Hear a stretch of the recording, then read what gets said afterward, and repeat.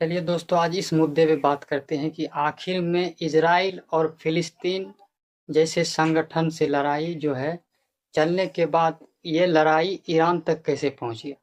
तो दोस्तों, ये एक पहलू है और हम इस पहलू को सुलझाएंगे और आप हमारी मदद कीजिए। आप हमारी मदद कैसे कर सकते हैं? तो एक लाइक और एक सब्सक्राइब जरूर कर दीजिए और हो सके तो अपने दोस्तों में भी शेयर कीजिए।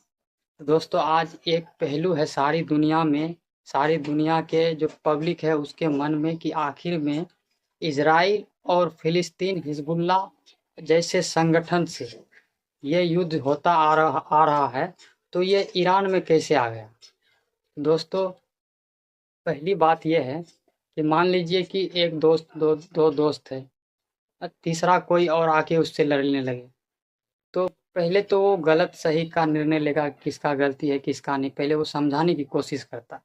तो इसी तरह ईरान जो है समझाने की कोशिश की, तो उसने जो है ये समझ लिया कि ये समझा रहा है हमको, तो ये हो सकता है आगे चल के ये भी हम पे वार कर सकता है। तो वो जो है ईरान में इस तरह से ये युद्ध फैला कि वो इजराइल जो है ये समझ गया कि ये ईरान आगे चल के हम पे बहुत बड़ा मुसीबत बन सकता है, क्योंकि वो परमाणु हथियार जो है बनाने वाले थे ईरान, जो कि अभी परमाणु हथियार जो है पूरी तरह से बना नहीं है, मगर वो बनने के कगार में है। तो इस वजह से उसके मन में संदेह हुआ। तो उसने क्या किया, ये जो युद्ध जो 13 जून 2025 को स्टार्ट हुआ, तो उसके इजराइल के मन में ये संदेह तो पहले से था कि ये कभी न कभी ये हम पे मारेगा वो परमाणु बम जरूर, क्योंकि उसके ईरान के पास भी बहुत सारे हथियार हैं। तो इसने जो क्या किया इजराइल ने कि उस पे जो है हमला कर दिया अचानक। तो हमला करने के बाद जो है उसका जो मिलिट्री कैंप था उस पे हमला किया, उसके बहुत सारे सेना जो है वो शहीद हो गए। और उसके साइंटिस्ट जो थे, जो कि बना रहे थे बम, न्यूक्लियर मिसाइल, जो मिसाइल बनाने वाले साइंटिस्ट होते हैं, वो भी बहुत सारे मारे गए। और कुछ जो है छोटा मोटा जगह भी हथियार का जो था वो नष्ट हुआ, लेकिन परमाणु जो बम बना रहे हैं वो ईरान, उसमें कोई भी आँच नहीं आया, क्योंकि वो बंकर खुफिया जगह पे छुपाए हुए हैं। कोई भी इंटेलिजेंट उसका पता नहीं कर सकता, क्योंकि वो जो है मिसाइल ऐसे जगह पे रखते हैं, उसमें बहुत सारे मिलियनों डॉलर खर्च होते हैं, तो उसको ऐसे थोड़ी है कि रोड पे रख देगा। उसका ऐसा खुफिया जगह होता है जो कि उसमें काम करता है। उसका लोकेशन भी वो नहीं डाल पाता है कि लोकेशन इसका दे देते हैं, जैसे हर जगह का लोकेशन होता है, उसका कोई लोकेशन नहीं होता। तो ऐसी जगह पे वो हथियार थे।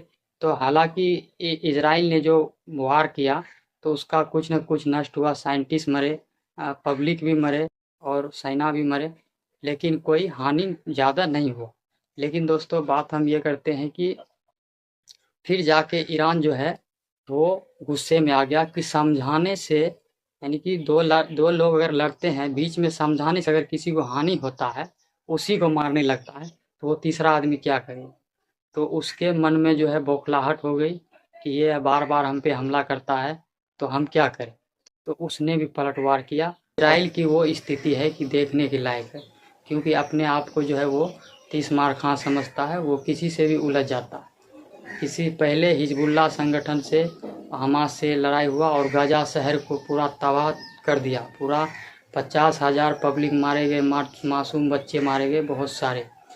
दोस्तों, आज ईरान जो है उसी का बदला ले रहा है इजराइल से। हालांकि ईरान और इजराइल के बीच ये पहली बार युद्ध नहीं है, इससे पहले जो है ईरान और इजराइल के बीच युद्ध हो चुका है। एक बार युद्ध जो है 1997 में हुआ था, इसी वजह से कि मीडिया जो है खबर फैलाते रहता है कि ईरान ने ये बना लिया वो बना लिया, तो उसके इजराइल के मन में संदेह हो गया कि ये सही में बना रहा है। उस यानी कि 1997 में भी ये एक बार अटैक किया था, तो वो भी युद्ध कुछ दिन चले थे, उसके बाद रुक गया था। उसमें भी ईरान का बहुत सारे साइंटिस्ट मारे गए थे, सेना मारे गए थे। उसके बाद जो है इजराइल ने एक बार और अटैक किया था 2010 में, उसमें भी उसका साइंटिस्ट और कुछ सेना मरे थे। तो बार बार ये बताइए दोस्तों कि कितना एक इंसान को झेला जाएगा। अगर कमज़ोर इंसान भी होगा, तो वो कमज़ोर देश भी होगा, तो वो भी क्या करेगा, सहने की क्षमता होती है। अगर ना सहा जाए तो वो मारेगा ही मारेगा, पलटवार तो करेगा, बेशक मरे या मारे। तो आज इजराइल की वो स्थिति है। और दोस्तों, ब्रेकिंग न्यूज़ ये है कि आज जो डोनाल्ड ट्रंप जो है ये इस युद्ध को सीज़ फायर यानी रोकने की कोशिश भी की, लेकिन जैसे ही दोनों देशों को मिलाने की कोशिश की यानी कि सीज़ फायर करने की कोशिश की वो, तो इजराइल ने तुरंत अपने जो है एयरफोर्स यानी कि हवाई जहाज़ वाला जो सेना होता है, जो मिसाइल विमान से गिरता है, जो उसमें रहता है, एयरफोर्स को जो है ईरान पे अटैक करने के लिए भेज दिया। दोस्तों 10-12 एयरफोर्स उसके एरिया में घुस गया ईरान में।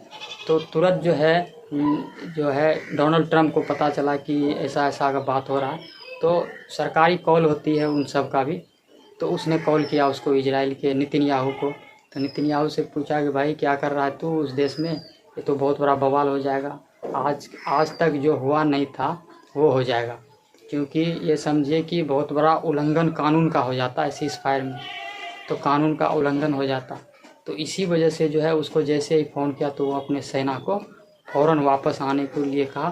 फिर भी दोस्तों 1-2 जगह ऐसे हैं जहाँ की उसने मिसाइल मारी, मिसाइल मारने से छोड़ा नहीं, 1-2 जगह मारा फिर वापस आए, और फिर अभी भी युद्ध चालू है। और अगले खबर के साथ, तब तक के लिए जय हिंद जय भारत।